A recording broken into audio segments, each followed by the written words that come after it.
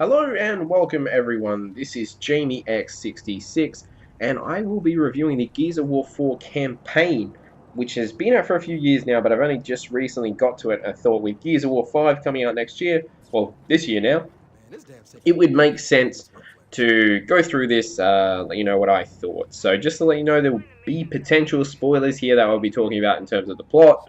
Some gameplay here that is from later stages of the game, but it really doesn't spoil anything major at all in terms of the story. So essentially, Gears of War 4 is your basis for a new trilogy. You have new characters, new enemies, and it's sort of setting the foundations for what will Gears of 5 and potentially Gears of War 6 will touch upon going forward. So your new playable character is JD Phoenix, the son of Marcus Phoenix. Now, in terms of that gruff bitterness that we see from Marcus, he's sort of the opposite of that. You know, he's got that courageous factor, he can lead a team, he's charismatic, he's sort of like Nathan Drake in a way, that he, will make quips, more lighthearted than, the original 4 members.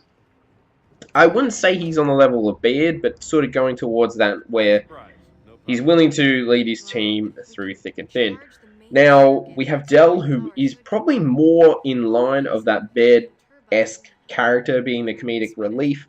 Unfortunately, he doesn't really get much to do in the campaign, to be honest. There's one section where they have him sort of messing up, or they have another section where he just doesn't want to continue. He doesn't really get a good section to really showcase what he's about or his background, so hopefully they explore him a little bit more in the future, because I don't feel like that was really done here.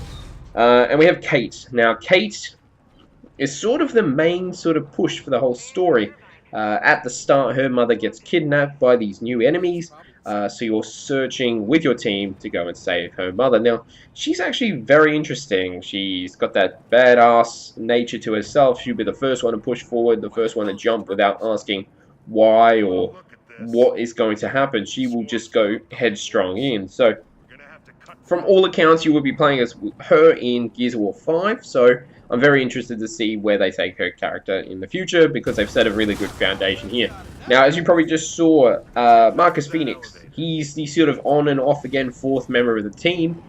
He is much older now, he's a lot more, surprisingly, bitter than what he was before, and he's sort of playing that sort of experienced Han Solo type role that you saw Han Solo take in The Force Awakens, where he's that older, more experienced, he knows what's going on, he's dealt with this sort of thing before with the Locust, and there's some scenes, as you probably have seen by now, involving him and his tomatoes that are just absolutely hilarious. I really enjoy the fact they added him in. It's not only that sort of fan service and connection to that original trilogy, but it's also a good excuse to see more Marcus, as I really enjoy him as a character. Now, the story overall does have a more light-hearted tone, like I said, just in terms of the fact of how your squad's actually dealing with everything that's happening. Now, as I said, they're chasing down Kate's mother. They were attacked. Their little settlement was attacked by these new enemy types called the Swarm. Now, visually, they're not quite as diverse as the Locust, like the sort of normal grunt enemies that you're seeing here do remind you of the Locust quite a lot. Now, we don't know why. We're assuming they are attached to the Locust in some way, but that's not really touched upon here. Now, as you would expect, being the first entry in the series, you assume they're going to explore that a little bit more going forward. But in terms of this, we're dealing with sort of the first phase of the enemies. They are interesting. They do make gameplay a lot more challenging, simply because they force you to get out of cover, move around the battlefield, and sort of be more agile, which if you play the original stop and prop shooting gameplay of the original trilogy, it's not ever been really like that. So they force you to get up and move, and it's a lot more challenging because of it. So you'll see some enemy types called the Pouncers appear in just a moment. Essentially, they will pounce around, they will tackle you down whilst throwing projectiles at you, and it's the same with, I think it's called a Snatcher. Now, the Snatchers will actually take members of your team, or yourself, and essentially try and kill you. If your team doesn't tackle you out of these things, out of the Snatcher's grip, you could get a game over, so you really hope your team is actually on the lookout. Now, that's where the AI I think 1 or 2 occasions didn't save me, but you know, if you're playing with friends, as soon as someone gets grabbed, you want to aim all your gunplay and all your firepower towards the snatchers. Now, as I said, we don't really know too much about the motivations of the new enemies. We know they're taking people, they're turning them into their own. So if you play Mass Effect 2, it's very similar to the enemies in that, where they're taking colonies, and in this case, they're putting them into pods and turning them into their own race. Now, we don't know why, what's their real motivations for all that, but I guess we'll find out in the future of the next trilogy. Now, there is another enemy type called the DBs, which are sort of robotic enemies. Now, they come in the earlier section of the game. Now, I don't particularly think they add too much to it. This is the sort of typical Gears of War enemy where you can just sort of hide behind cover, still deal with them. Being robots, there's not really too much to them visually to look at. They're very sort of repetitive, and I do feel like they sort of focused on these guys a little bit too long. But it looks like they will be evolving them in the future, which could be interesting for Gears of War 5.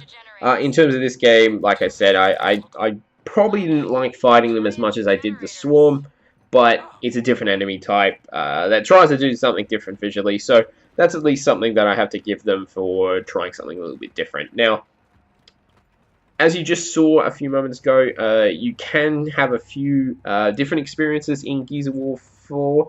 Now, you will have 2 of your teammates go one way, you will go the other. You can either be covering them, or you'll be taking gunfire on head-on. It just sort of gives you sort of elements to give you an incentive to tackle it again, to see what other gameplay routes you could have taken. Now, in terms of the actual mission structure, I do like the fact that there's some way that they actually figure in the Horde mode in this game. So they have a few things where we'll be holding down the area, sort of showcasing what Horde mode is about, where you will use the Fabricator to build new weapons, defend an area before you know, get extracted or something like that. So I like the way that they factor that in. It doesn't feel like it's just added in. It feels like it has a reason to be there. So it does sort of give you an element of what Horde mode will be like, and it also makes sense in terms of the story and the missions. So they do try to change up the missions quite a bit, so you will have your typical go here, kill everyone, move on.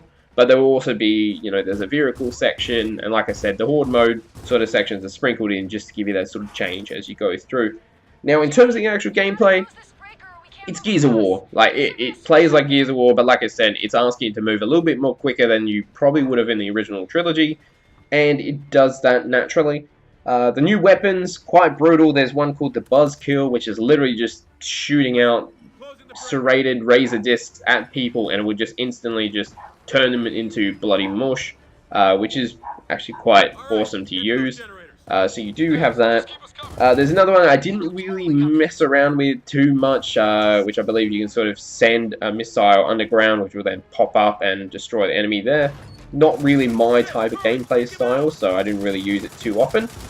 But visually, like I said, Gears of War is Gears of War. It focuses more on that dark color palette, as you're seeing. There's a lot of caves you'll be exploring, a lot of caverns, a lot of sort of that darker color palette. Aside from the beginning, they do sort of bring in the color a little bit more than probably in previous entries, but that does go away to sort of focus more on that dark, gritty nature of the enemies and what's going on in the story. So overall, I really did enjoy Gears of War 4 campaign. I hadn't got around to it because really just been too busy with other things, but it was actually a really good, solid romp. It didn't go too long. It wasn't overstaying its welcome or anything like that. It gave you solid bases of new characters, strong gameplay, some nice changes in terms of the enemies to keep that fresh and make that gameplay not as generic and just stop and prop until the end. It makes you move and it makes you change up how you've played Gears previously. So thank you very much for watching this. Let me know what you think of the Gears of War 4 campaign in the comment section below, and let me know if you're excited for Gears of War 5. Until then, thank you very much for watching, and make sure you keep on gaming.